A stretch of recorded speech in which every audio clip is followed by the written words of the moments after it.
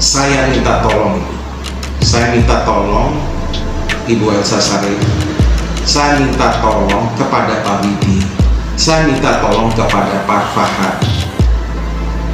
Dana tersebut itu adalah dana pribadi saya yang saya titipkan ke Anda. Saya minta tolong kembalikan itu untuk bantu kepada member-member saya dan yang lain, untuk bantu mereka. Mereka tuh sangat kasihan. Saya sebagai warga negara Indonesia, Anda juga sebagai warga negara Indonesia, bantulah orang-orang kita. Biarpun kita beda agama, tapi tetap ada kata-kata, ada yang dipelajari namanya bantu sesama. Mulai ada kemudian di Polres Jakarta Utara laporan terhadap Prof. ES ya. Jadi kita berdiskusi bagaimana supaya proses itu berjalan dengan baik, secara profesional, secara presisi sesuai dengan simbol dan logo daripada kepolisian Republik Indonesia. Tentu sudah mengenalkan bahwa ini berbeda dengan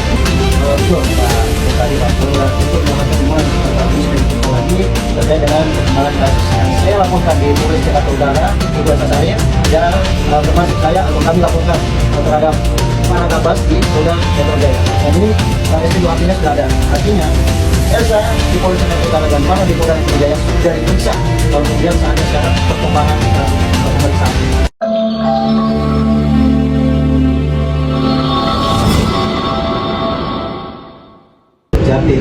Dukcapil sekarang akan melakukan mengirimkan surat permohonan keterangan saksi kepada instansi untuk penetapan sipil. Nah, ini aja yang dikejar ini.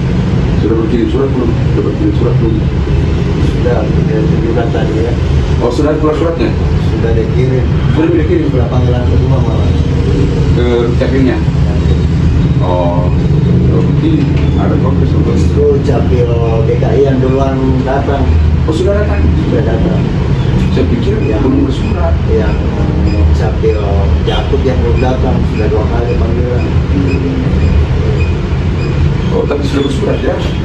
Oh, sudah ini sudah apa ya? Sudah datang. Oh, iya bagus. Bagus progresnya.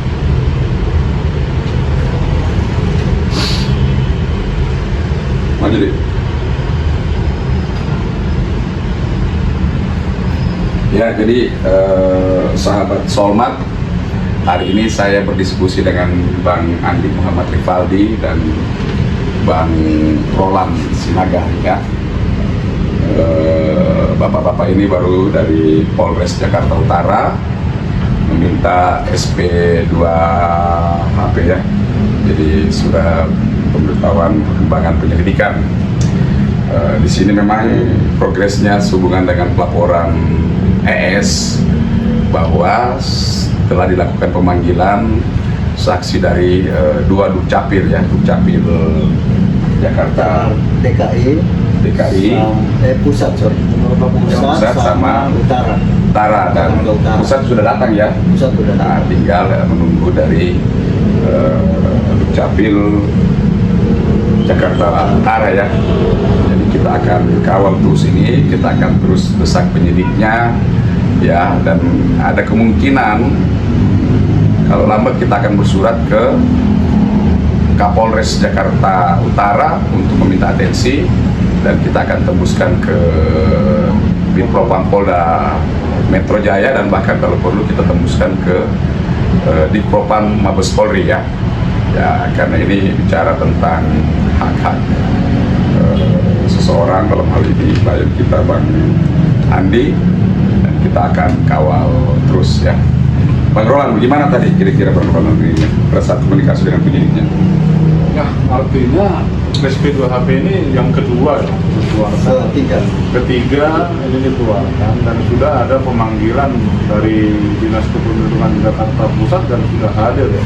Tinggal mereka sudah mengirimkan surat ke Dinas Kependudukan Jakarta Utara untuk meminta klarifikasi tentang KTP ganda ya. Jadi artinya mereka sudah ada atensi, tapi dari tim kuasa hukum Solmat Laupeng di sini kita meminta agar lebih intens dalam hal ini, mengingat laporan itu ya sudah termasuk lama ya, sesuai dengan peraturan Perkap nomor 11 tahun 2009 itu ada kapasitas penanganan kasus ya. Kasus yang amat sulit saja itu hanya 120 hari. Jadi sekalipun begitu, karena kita lihat juga tim penyidik Jakarta Utara dalam hal ini sudah melakukan, ada atensi untuk segera memproses ini. Jadi kita juga ya hargai ya, tapi kita juga meminta ke depan agar lebih intens dan apa sebetulnya tujuan dari si pelapor dalam hal ini bisa diselesaikan secara baik. Bang Andi, ada pesan-pesan?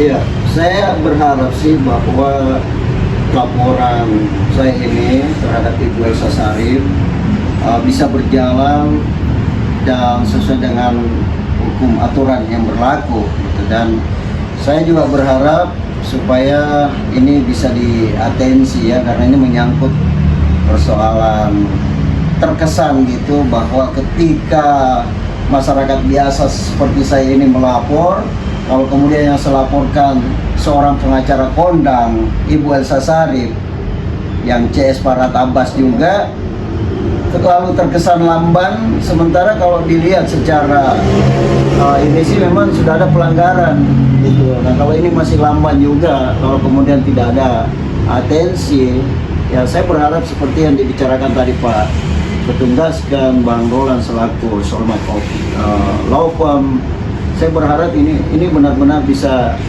kita jalankan juga dan bisa menjadi atensi seperti itu ya.